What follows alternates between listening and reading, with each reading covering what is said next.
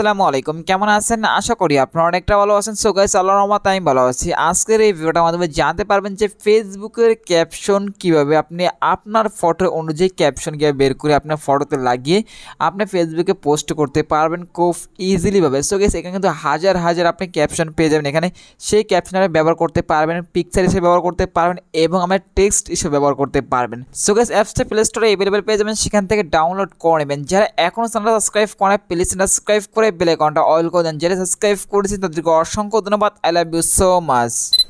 Well guys, play store থেকে অ্যাপসটা download করবেন। ডাউনলোড করার পর যেটা করবেন, এখন হচ্ছে এখান থেকে আমরা ওপেনে ক্লিক করে দেবেন এখান থেকে।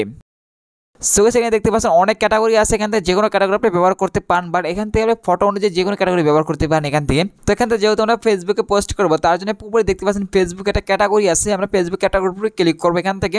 সো এখানে দেখতে পাচ্ছেন হাজার হাজার কিন্তু ক্যাপশন এখানে পেয়ে যাবেন। এখান থেকে টেক্সট হিসেবে ব্যবহার করতে পারবেন, এখন ফটো হিসেবে ব্যবহার করতে পারবেন। এখান থেকে যে কোনো একটা ক্যাপশন আপনি পছন্দ করবেন, এখান থেকে করার পর যেটা করবে, এখান থেকে যদি আপনি ফটো আকারে ব্যবহার করেন, তার জন্য আমরা এই যে ডাউনলোডে ক্লিক করেন, কিন্তু ফটোকে সেভ হয়ে যাবে। এখন যদি এই টেক্সটটাকে আমরা কপি করতে চান, তার জন্য ফেসবুকে বা ফেসবুক পোস্টে যদি আপনি ব্যবহার করতে চান, তার জন্য আমরা এই জায়গায় ক্লিক করে কিন্তু টেক্সটটা আপনার কপি হয়ে যাবে। এখন হচ্ছে যদি আপনি 3 স্টেপে কি করবেন, এখান থেকে যদি ক্যাপশনটা চেঞ্জ করতে চান, এখান থেকে বা আপনি অন্য ক্যাপশন লিখবেন, তার জন্য আপনি এই জায়গায় ক্লিক করবেন। এখান থেকে এই ক্যাপশনগুলো ডিলিট করে আপনি নতুন করে ক্যাপশন লিখতে পারবেন এখান থেকে খুব সহজভাবে। এখান থেকে আমরা টেক্সটে ফন্টও সিলেক্ট করতে পারবেন, তার জন্য আমরা এই জায়গায় ক্লিক করে কিন্তু টেক্সট আমরা ফন্ট বারবার চেঞ্জ হবে, ডাবল ক্লিক করে কিন্তু টেক্সট আমরা চেঞ্জ হবে এখান থেকে। নেক্সট এখান থেকে ব্যাকগ্রাউন্ড সিলেক্ট করতে পারবেন, তার জন্য আমরা ব্যাকগ্রাউন্ডে ক্লিক করে দেখতে পাচ্ছেন উপরে কয়েকটি ব্যাকগ্রাউন্ড চলে এসেছে, দেখতে পাচ্ছেন এই ব্যাকগ্রাউন্ড আমরা সিলেক্ট করতে পারবেন এখান থেকে। গাইস, ব্যাকগ্রাউন্ড উপরে ক্লিক করেন এখান থেকে, সো যে কোনো ব্যাকগ্রাউন্ডে সিলেক্ট করতে পারবেন খুব ইজিলি ভাবে। এখন হচ্ছে এখান থেকে আমরা টেক্সটটাকে বড় ছোট করতে পারবেন, এই জায়গায় ক্লিক করে টেক্সটে বড় ছোট হবে এখান থেকে। এখন হচ্ছে এখান থেকে ফটো ডাউনলোড করার জন্য যেটা করবে, এখান থেকে যদি ওয়াটারমার্ক স্যার ডাউনলোড করতে চান, তার জন্য ওয়াটারমার্ক ক্লিক করবেন। এখান থেকে একটা ভিডিও দেখে আপনি ওয়াটারমার্কটা রিমুভ করতে পারবেন খুব ইজিলি ভাবে। এখন হচ্ছে ডাউনলোডে ক্লিক করে কিন্তু ফটো ডাউনলোড হয়ে যাবে। এখান থেকে অন্য ক্যাটাগরি ক্যাপশন এখান থেকে সিলেক্ট করতে পারবেন খুব ইজিলি ভাবে, এখান থেকে পোস্ট করতে পারবেন, এখান থেকে সব কিছু করতে পারবেন খুব ইজিলি ভাবে।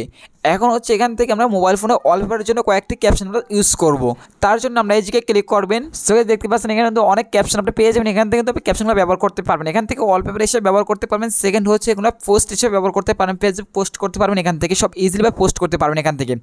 যে কোনো একটা ক্যাপশন আপনি পছন্দ করবেন। এখন হচ্ছে নিচ থেকে ডাউনলোডে আপনি ক্লিক করে দিন এখান থেকে। এখন হচ্ছে এখান থেকে ফাইলটাকে অ্যালাউ করে দিবেন এখান থেকে।